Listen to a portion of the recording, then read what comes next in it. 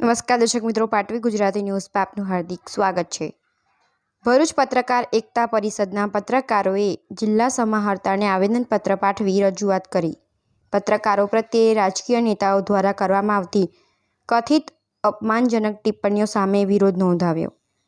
આવેદનપત્રમાં સ્પષ્ટ કરવામાં આવ્યું છે કે પત્રકાર કોઈ રાજકીય પક્ષનો સૈનિક નથી, તેઓ પ્રજા અને સરકાર વચ્ચેની મહત્વપૂર્ણ કડી છે। પત્રકારો સરકારની યોજનાઓને છેવાડાના માનવી સુધી પહોંચાડવાનું કામ કરે છે।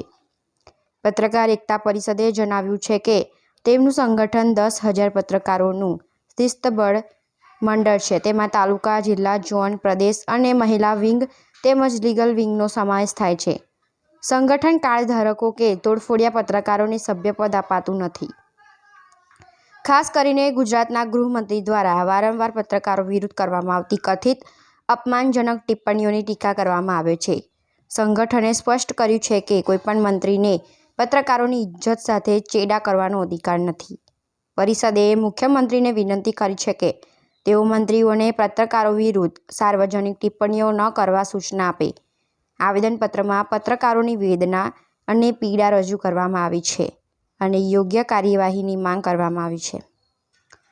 આવેદનપત્રમાં આપવામાં મહિલા પ્રદેશ પ્રમુખ શમીમબેન પટેલ, ભરૂચ જિલ્લા પ્રમુખ અતુલભાઈ મુલાણી, ભરૂચ તાલુકા પ્રમુખ રાજેશભાઈ ખુમાન, અંકલેશ્વર તાલુકા પ્રમુખ કેયુરભાઈ રાણા, જંબુસર તાલુકા પ્રમુખ સલીમભાઈ પટેલ તેમજ પત્રકાર અગ્રણી વિનોદભાઈ કરાડે તેમજ સંગઠનના દરેક તાલુકાના પત્રકારશ્રીઓ મોટી સંખ્યામાં ઉપસ્થિત રહ્યા હતા। પાટવી ગુજરાતી ન્યૂઝ રિપોર્ટર માંચ મોહસિન કારા।